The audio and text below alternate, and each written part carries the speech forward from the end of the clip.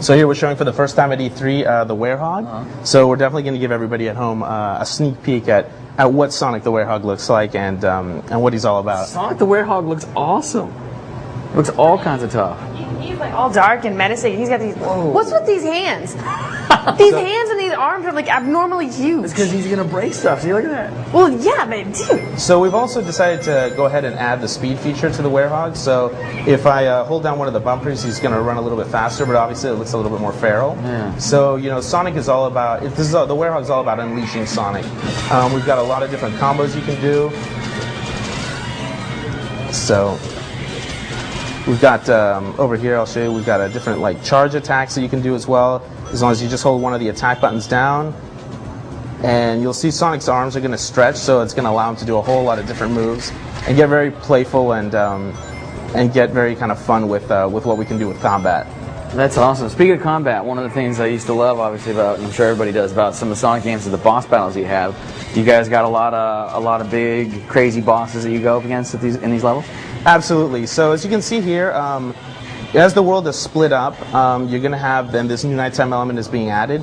You're going to have all these different kinds of enemies appear. So it's not really Dr. Robotnik's creations at that point. So we're going to have definitely some new boss battles, some new enemies that we haven't seen before. So this nighttime's really adding just another dimension to the Sonic franchise.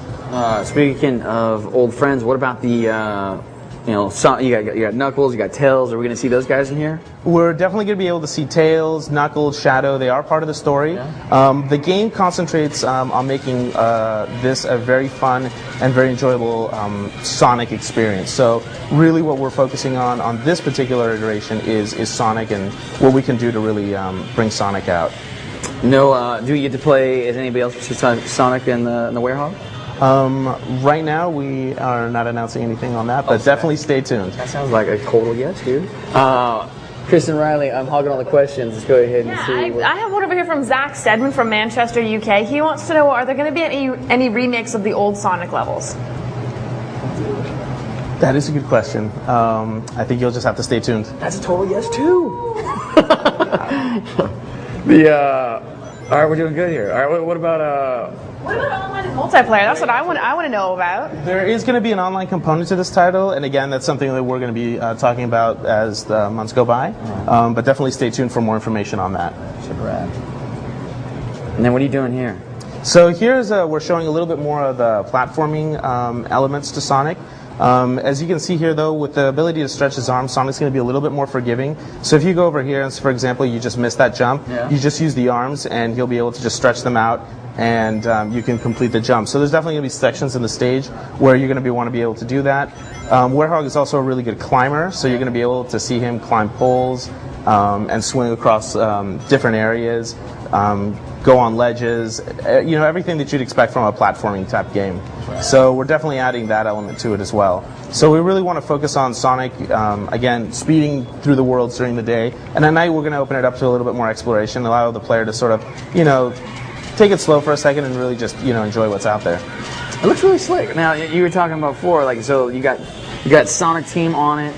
You got a new producer, fresh to the series. Absolutely, it's a new team, a very young team that's making this title.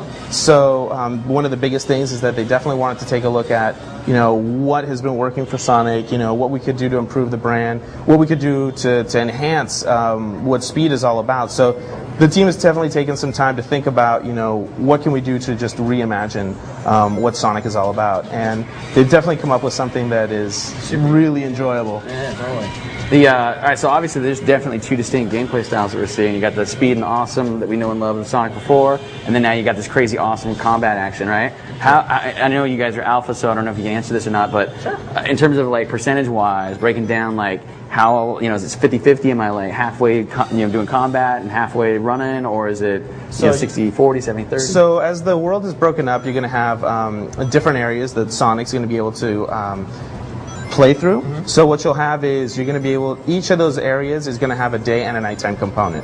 So, here I am, I was showing Greece earlier. Yeah. So this is Greece at night. We've got Africa, and you'll see Africa at night. You'll have China at night. So every single one of the environments, you'll have a nighttime and a daytime component to it. Right. Mm-hmm. Kristen, do you have another one for us? I do. I'm lining them up over here. I'm going to go with Nabel Kang from Paris would like to know, will the Werehog be playable from the beginning or is he an unlockable character? He will absolutely be playable from the beginning. This is actually the second stage of the game right now. So as you can see right away, you're going to be able to play as Sonic and the Werehog. So this isn't an unlockable section of the game. This is definitely a big part of the game itself. Dude, the Werehog didn't make it out of that one, though. Not as well as I would have hoped.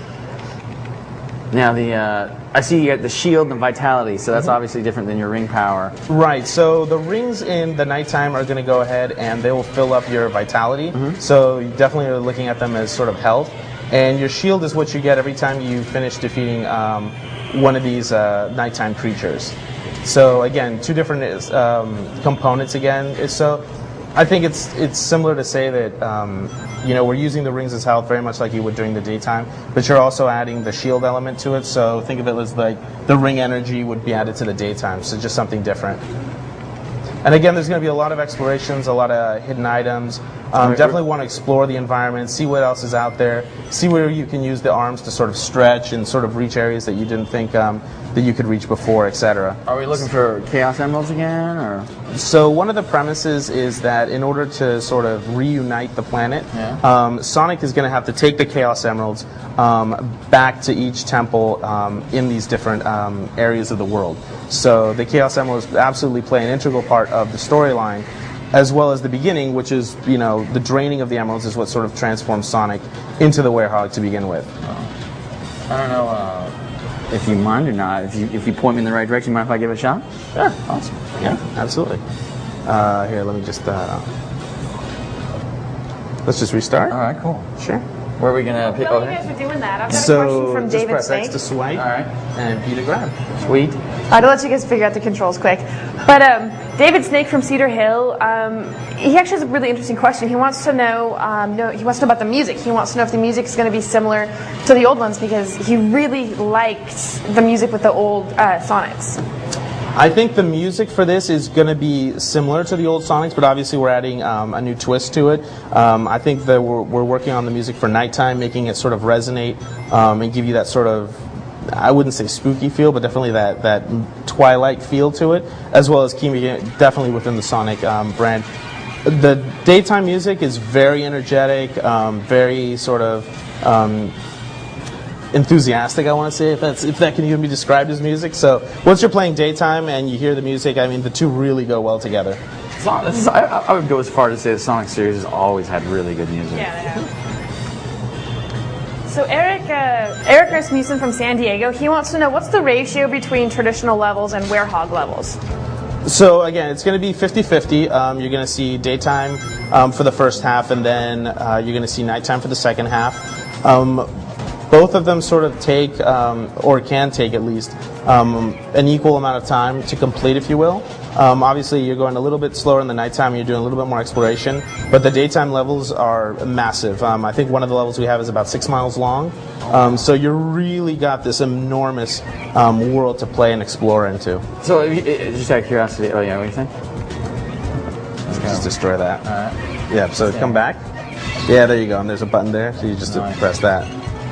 Sorry, you were saying? I was going to ask you how does that work? You were talking about 300 miles an hour, and then you just mentioned 6 miles. That seems like something you'd get through in about like 30 seconds, right? Well, the smallest level is about 6 miles long. I mean, once you start really thinking about it, though, the sections are really just enormous. Yeah. I mean, China, when you saw it there, I forget how many miles that is, but I mean, it can take you a good 10 minutes to finish those levels, even going at the boost. So there's a lot of world for you to go ahead and explore. And again, the different pathways add just for different areas for you to explore. So if you definitely play some of the levels, a lot of times you'll figure out that you're actually taking different courses to get to the end. Gotcha. So a lot of replayability.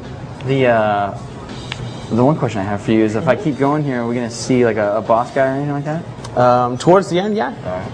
I'm going to keep on moving. Hey Ryan, how do those controls feel? They feel really good. It's interesting because with the one thing is like it's weird. Like, so if you put the shoulder button right here, right, he puts his dukes up instead of the strafing action that he was doing before. Right, and that's what the shield is for.